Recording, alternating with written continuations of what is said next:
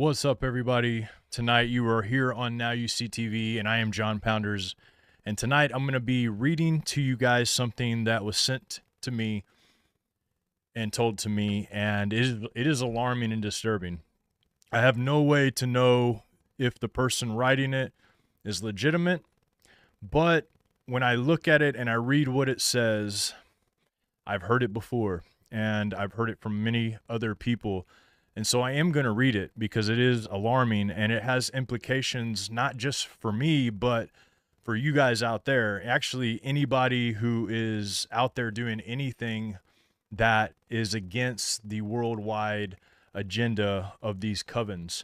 And so I'm going to read this and then I'm going to play a clip from Russ Dizdar, one of his speeches. I think it was in 2000 and I don't know, 16, I'm going to say, at Hear the Watchman. I could be wrong on those dates, but before he passed away.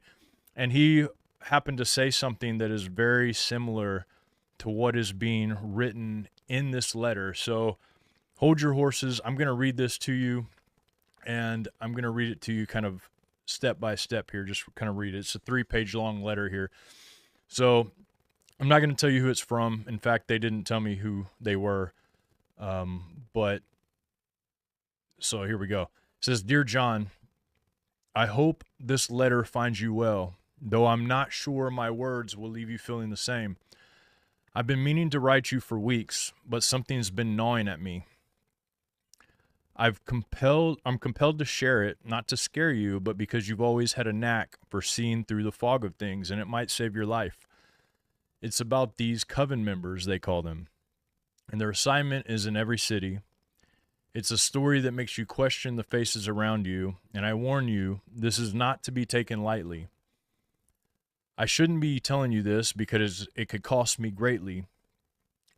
A secret network, a group operating in every city, from the skyscraper canyons of Manhattan to the small towns like ours. They're old bloodline Coven members. There's nothing witchy about them in the broomstick and cauldron kind of way that is visible. He said, these people blend in. They're your pharmacist, your kid's soccer coach, the lady who smiles at you at the grocery line. But they're not there by chance. They're assigned. And their targets, well, that's where it gets dark. There's a list, an assassination list. I can tell you who makes it. I can't tell you who makes it. The names on it are anyone who is a threat to their uprising. But once you're marked, a Coven member is dispatched. They're tasked with becoming your friend, your confidant, the person you'd never suspect. They slip into your life like a shadow and feed information to whoever's holding the strings. And then he tells me a story. He says, let me paint you a picture, because this is where it starts to crawl under my skin. He says, imagine a woman named Clara, a librarian with wide-rimmed glasses and a laugh that makes you feel at home. Really sweet lady. She moves to a small city, let's say your city, and starts frequenting the same coffee shop as a guy named Tom. Tom's a pastor of a budding church. Clara bumps into him one day, spills her latte, and they get to talking. She's warm, funny, and remembers her favorite sports team. Soon, they're grabbing beers after work, texting about nothing, sharing stories over late-night pizza. Tom thinks he's made a friend, maybe even someone more. But Clara's not there by accident. She's a Coven member, and Tom's name is on that list. Every detail she learns, his work schedule, his sister's address, the fact that he sleepwalks when he's stressed, gets passed along. To who? That's the question nobody answers. They know how to mirror your quirks, laugh at the right moments, ask questions that feel innocent but aren't. And they're patient too. They might spend months, years, decades building your trust. Clara might help Tom fix his leaky sink, show up at his mom's funeral, all while filing away every detail of his life. And the whole time, Tom's none the wiser, because who suspects their best friend of being, what, a Coven member? A spy? A cog in some invisible machine? Some targets never meet their end. They're just watched, controlled, kept in check. What makes my stomach turn is how widespread this is. Listen to this. Every city, John, even in your small town, think about that. In your little town with less than 1,000 people, there could be a dozen of them sipping coffee at the diner. Well, in my small town, there is no small coffee at the diner with a dozen people that's ever sitting at it, but I get the idea. Sipping coffee at the diner, chatting up the mayor at the farmer's market, or teaching a yoga at the community center. They're organized like a secret society with a hierarchy. At the top, there's someone or something calling the shots, deciding who's a threat and who's not.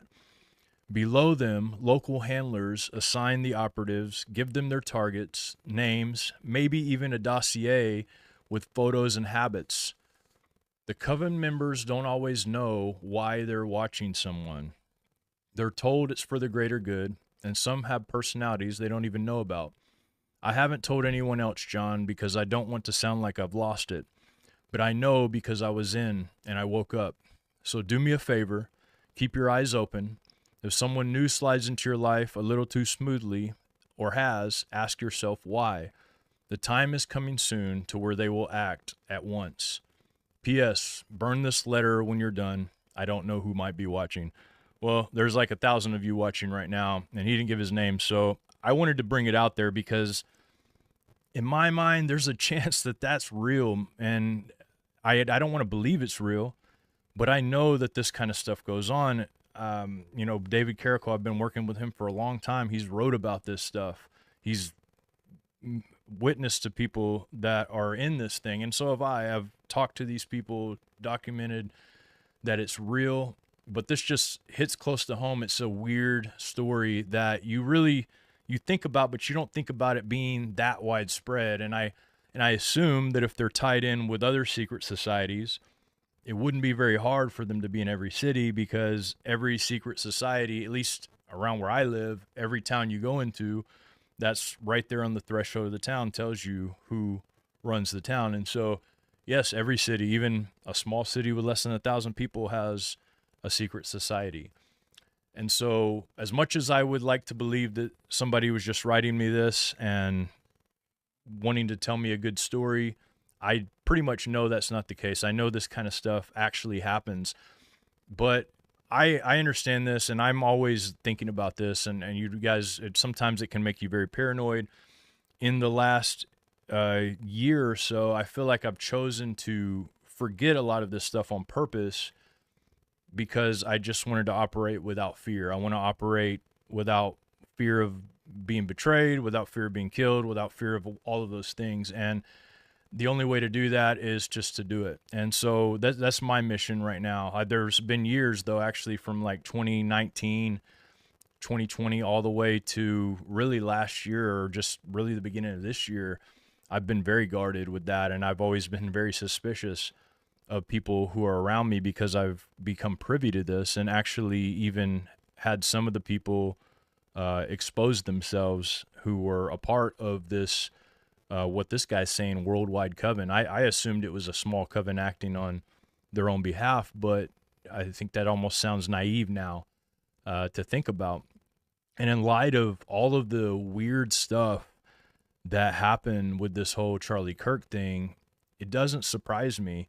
And, I believed that there was weird stuff going on with that. There's no way there wasn't. I mean, all the numbers that are surrounding it, it looked like, in the location, everything, it looked like a hit for a reason, like a hit to prove a point, or maybe even get somebody out of the way. I don't know. I'm not going to claim to understand it. I know there's a lot of people that have very strong opinions about it, and I don't want to make you mad, because ultimately it really doesn't even matter what happened exactly. It just matters that we all saw it happen and that they're using it. So ultimately, whatever you believe about it, when it comes to how big the conspiracy is, imagine big, and I'm sure it's bigger than that in many, many ways. So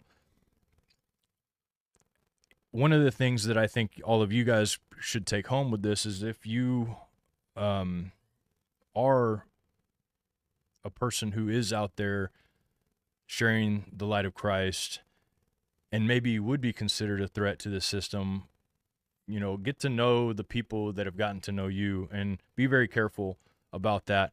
I'm going to play a video by Russ Dizdar. This was at Hear the Watchman Conference. I think Mike Kerr is the one that puts this conference on. And I had the pleasure of meeting Russ Dizdar before he passed at one of these conferences. I don't remember if it was at Hear the Watchman or not. I think it was a different one. But nonetheless, I had the opportunity to meet him. And this guy was in it. And a lot of people think he's, you know, fake or whatever. But, I mean, this guy was in it. He was out there in the muck, right in the middle of all of it. And he ended up paying the price for it one day, I think, is probably what happened. I mean, there's a lot of things, a lot of theories about it.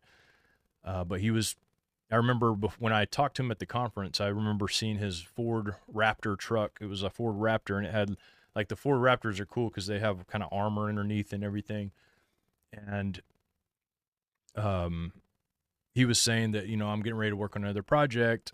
I might call you up and see if you're interested. And that was the last time I ever saw him. I'm sure that other people had talked to him since, and maybe he chose not to work with me on the project. I don't really know, but that was the last time I saw him. And this video, I'm not so sure it actually came from that particular conference that I was at, but I remember him speaking about this, and so I dug up. I saw somebody share one of these videos, and I looked into the video and found it.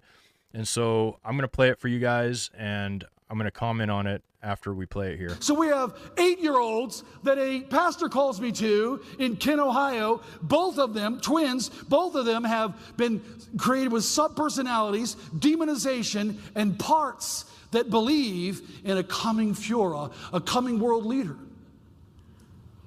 The 20-year-olds that are third generation, parts of them can summon demons and draw them and release them in a church or on a believer.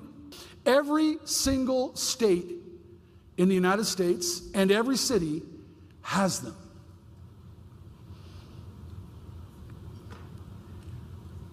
I want you to calculate this. It is to be physically and supernaturally, absolutely a secret. So these chosen ones, the covens that develop them, you can't have a chosen one without a coven that knows how to do this.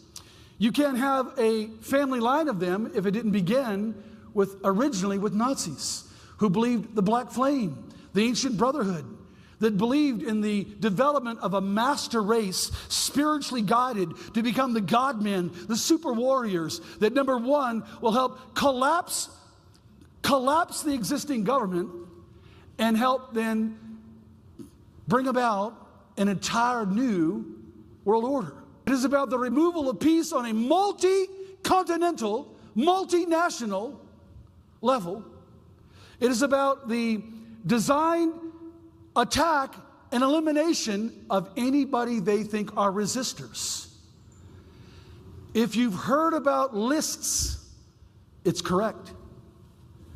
We have found that subpersonalities in multiples, living in cities everywhere, living by churches, sitting as sleepers in churches, subpersonalities already have their target in the church. Already have their target with the radio hosts. All right, guys, so that's the video. I just played a short clip of it. You could probably find all of his speeches on the Hear the Watchman page if they have one. I don't really know where that would be, but they might have one on YouTube. I found this one on x.com. But ultimately, I think the message here, when you look at what he's saying here, it really, like, when I read this letter, like, that's what stuck in my head, was like, that's what Russ Dizdar is talking about, this kind of thing. And it really, though, the reason I wanted to talk to you guys isn't just so much to show you the letter and let you hear what Russ Dizdar said, but I also want to admonish you guys with some knowledge and some wisdom from the scriptures, because ultimately these people can pretend for a certain period of time, but there's fruits in people's lives that actually start showing eventually. And when you see those fruits, don't chalk them up as they just happen randomly. It wasn't normal for this to happen.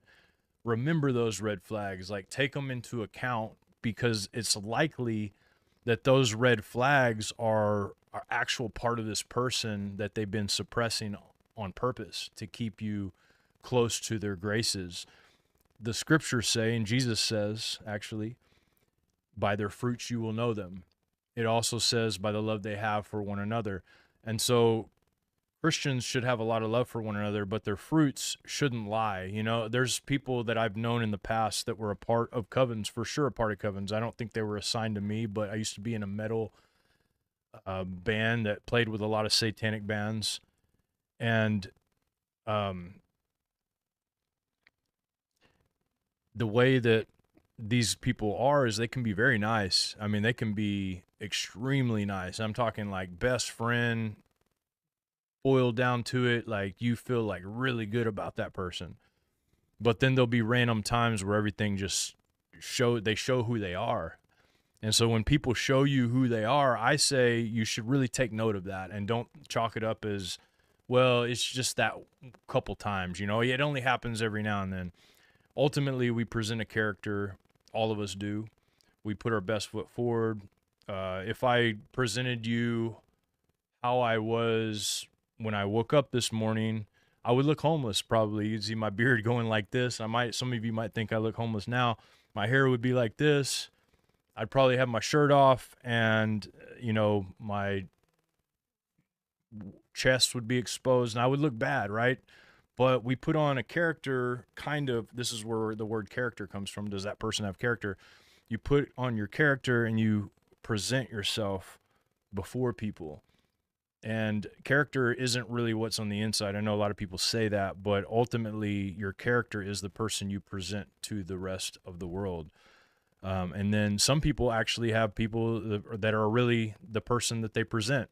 And I try to make that me. I mean, most of you guys that have met me before, let me know what you think, but I pretty much try to be the same exact person I am on camera that I am in person, unless I'm having a bad day. You could catch me on a bad day sometimes. If I'm having one of those really bad days where everything's not going right for me. But ultimately, a person's going to remain the same. But when you start seeing inconsistencies with a person to where one day they're this way, one day they're that way, one day they believe in God, the next day they don't believe in God, one day they think it's okay to steal, one day they don't. And yes, that's a bug. Everybody is asking. I've got a light right here, a ring light, and I'm upstairs in my house, and so I leave the windows open sometimes, and so these bugs are coming in attracted to this light in front of me. It's pretty interesting too, because I can see a spider web that is formed on this light. So there you go. It's a bug. Without any more distractions, guys, I just want to say thank you so much for watching this.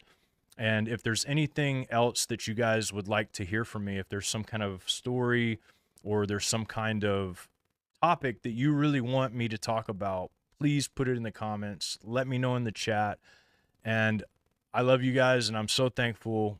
Subscribe if you like this. Hit the like button. Share this out, because honestly, people probably need to hear this, because most people are naive, have no clue that this is even a possibility. But it is a possibility. In fact, it's a reality, and we need to know it. And I do think it ties into whatever's coming next. And I think that we're right there, right on the precipice of this being released. I really think it's very possible. So pray for me as I pray for you. And no matter what, when the dust settles, the people that are left there will be left there. And I hope to see you guys there, and talk to you guys soon. Thank you.